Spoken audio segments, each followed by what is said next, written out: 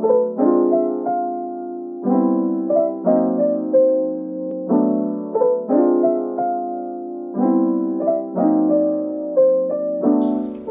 kenalin, gue Richard Sahera. Saat ini gue sebagai spesialis di RUD Indonesia ngajar sebuah pelajaran cukup unik, yaitu filosofi through pop culture.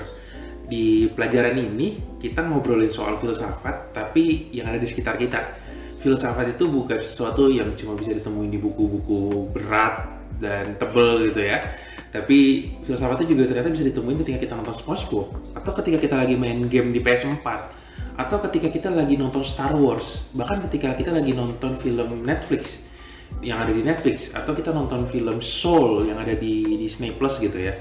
Jadi filsafat itu ada banyak banget di sekitar kita dan itu bisa kita temukan gitu. Nah, misalnya di kelas tadi kita habis belajar mengenai Plato melalui ikon pop culture bernama Star Wars. Teman-teman masih tahu yang namanya Star Wars ya.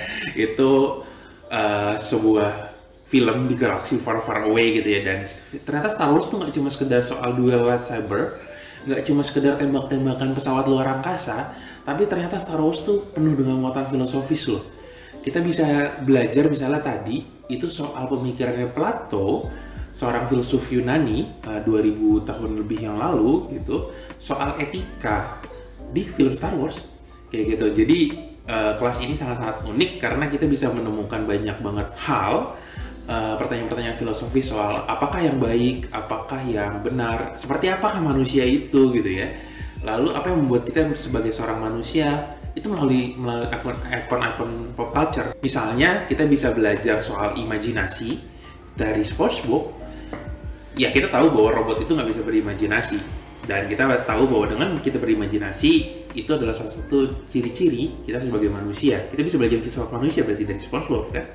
Seperti itu. Inilah makanya yang bikin kelas ini menarik, karena kita bisa menemukan permasalahan-permasalahan filsafat dari hal-hal kecil yang ada di sekitar kita. Contohnya ya film ataupun ikon-ikon pop culture lainnya. Kayak gitu.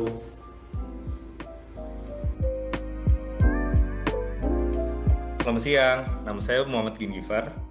Saya adalah seorang spesialis di RUD Indonesia. Salah satu kelas yang saya ampu adalah Topics in Science and Technology.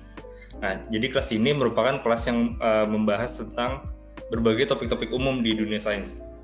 Contohnya, misalnya hari ini kami akan belajar tentang bidang keteknikan di bidang elektro.